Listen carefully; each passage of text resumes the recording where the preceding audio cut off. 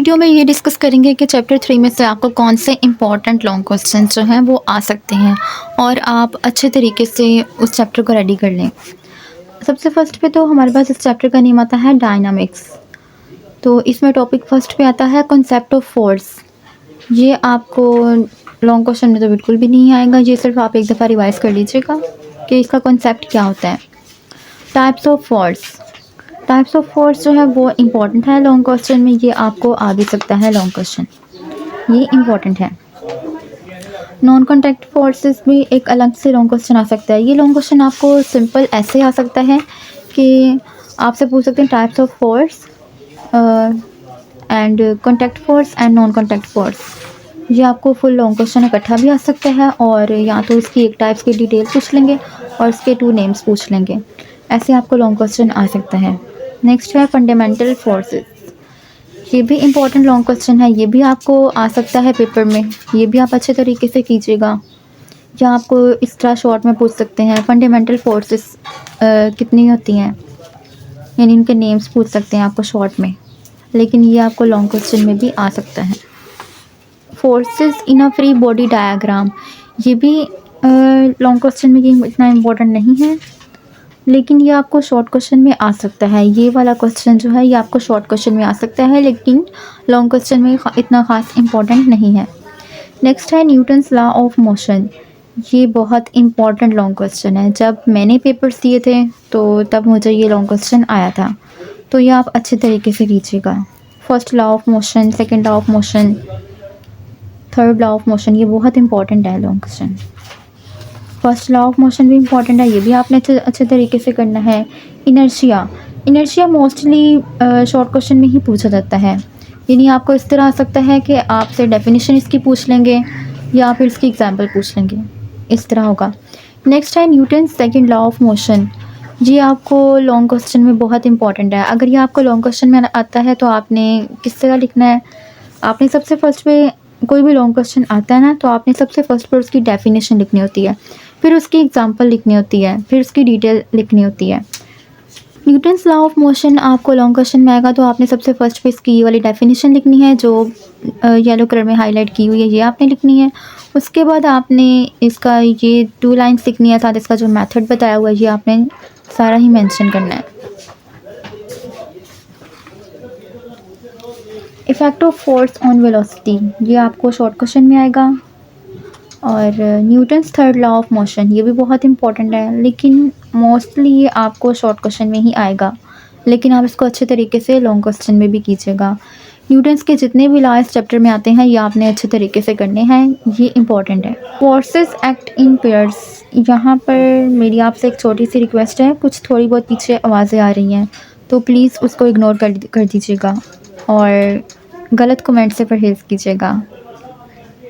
Forces act in pairs, ये आपको long question में भी आ सकते हैं, लेकिन बाय चांस ये मोस्टली शॉर्ट क्वेश्चन में ही आएगा आपको। फोर्स एक्ट इन पेयर्स ये शॉर्ट क्वेश्चन में ही आएगा, लेकिन बाय चांस आपको लॉन्ग क्वेश्चन में भी आ सकता है। Limitations of Newton's laws of motion, ये आपको शॉर्ट क्वेश्चन में आ सकता है, लेकिन मोस्टली आपको इसमें से ये आपको शॉर्ट क्वेश्चन में ही आएगा, लेकिन आपको लॉन्ग क्वेश्चन में नहीं आएगा। मास एंड वेट, ये भी आपको शॉर्ट क्वेश्चन में ही पूछा जाएगा, लॉन्ग क्वेश्चन में इतना इम्पोर्टेंट नहीं है। इसकी डेफिनेशंस आपसे पूछ सकते हैं, ये आप अच्छे तरीके से कीजिएगा कि definition mass and weight and example, ये आपको पूछ सकते हैं इस तरह। ग्रेविटेशनल फील्ड आपको लॉन्ग क्वेश्चन में आ सकता है, ये इम्पॉर्टेंट है, ये भी आप अच्छे तरीके से कीजिएगा। नेक्स्ट है इसकी एग्जांपल जो है ये आप अच्छे तरीके से देख लीजिएगा, न्यूमेरिकल्स में ये आपको आ सकती हैं। अभी फ़िलहाल मैं इस वीडियो में आपके साथ न्यूमेरिकल्स के बारे में डिस्कस नहीं कर रही, सिर्फ लॉन्ग क्वेश्चंस के बारे में ही इस वीडियो में डिस्कस कर रही हूँ आपके साथ। मैकेनिकल एंड इलेक्ट्रॉनिक बैलेंसेस, ये भी आपको लॉन्ग क्वेश्चन में आ सकता है, लेकिन ये आप पॉइंट्स बना के कीजिएगा, फिर आपके लिए ज़्यादा ईजी रहेगा। इलेक्ट्रॉनिक बैलेंस क्या होता है, फोर्स मीटर क्या होता है, ये मोस्टली शॉर्ट में भी आपको आ सकता है, लेकिन ये मुझे लॉन्ग क्वेश्चन में बहुत इंपॉर्टेंट लग रहा है, ये आप अच्छे तरीके से कीजिएगा। फ्रिक्शन कितनी टाइप्स की होती हैं, ये शॉर्ट क्वेश्चन में पूछ सकते हैं। और ये आपको लॉन्ग क्वेश्चन में भी दे सकते हैं कि फ्रिक्शनल की टाइप्स बताएं, या फिर सारी टाइप्स नहीं, आपसे आपसे पूछेंगे। इस तरह आपसे पूछ सकते हैं कि आप जिस तरह हमारे पास होती है टर्मिनल वेलोसिटी बता दें, साथ इसके नेम्स बता दें कितनी टाइप्स की होती हैं फ्रिक्शंस। इस तरह आएगा, कोई एक टॉपिक उठाएंगे, उसके उस पर आपसे डिटेल मांगेंगे और साथ आपसे इनके नेम्स पूछ लेंगे फ्रिक्शन के।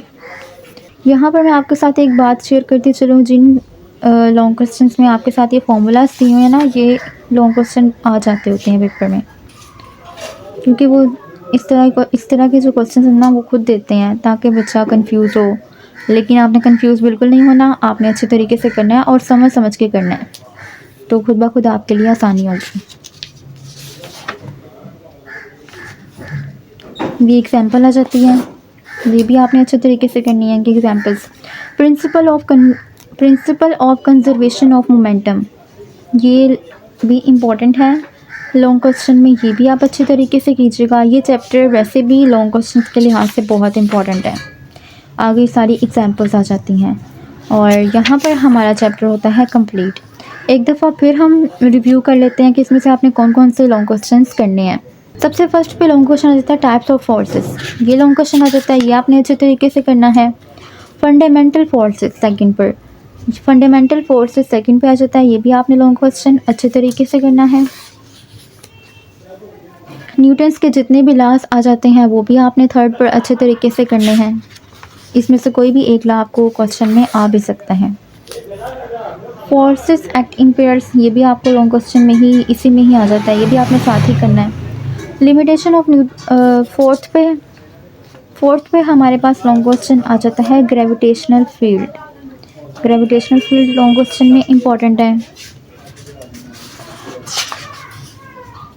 फिफ्थ पर हमारे पास आ जाता है मैकेनिकल एंड इलेक्ट्रॉनिक बैलेंसेस, ये भी लॉन्ग क्वेश्चन में इम्पॉर्टेंट है। फ्रिक्शन भी लॉन्ग क्वेश्चन में 6 नंबर पे हमारे पास आ जाता है फ्रिक्शन, ये भी लॉन्ग क्वेश्चन में इम्पॉर्टेंट है, ये भी आपने अच्छे तरीके से करना है। 7th पर हमारे पास आता है मोमेंटम एंड इम्पल्स, ये भी लॉन्ग क्वेश्चन में इम्पॉर्टेंट है और आपने अच्छे तरीके से करना है। 8th पर हमारे पास आ जाता है principle of conservation of momentum, ये यानी इस पूरे चैप्टर में से आपने 8 लॉन्ग क्वेश्चंस करने हैं और ये बहुत इम्पॉर्टेंट हैं। और ये चैप्टर एक दफ़ा मैं फिर कहती चलूँ, ये लॉन्ग क्वेश्चंस के लिहाज से बहुत इंपॉर्टेंट है और आप अच्छे तरीके से कीजिएगा। लेकिन बाय चांस ऐसा भी हो सकता है वो आपको इस चैप्टर में से न्यूमेरिकल भी दे सकते हैं, ये आप अच्छे तरीके से कीजिएगा। यहाँ पर मैं अपनी वीडियो वाइंड अप कर रही हूँ, तो जाते हुए एक दफ़ा फिर आपसे रिक्वेस्ट करूँगी कि अगर आप मेरे चैनल पर नए हैं तो चैनल को कर दीजिएगा सब्सक्राइब, लाइक कीजिएगा, शेयर कीजिएगा और कमेंट्स करना मत भूलिएगा। टेक केयर एंड अल्लाह हाफिज़, बाय बाय।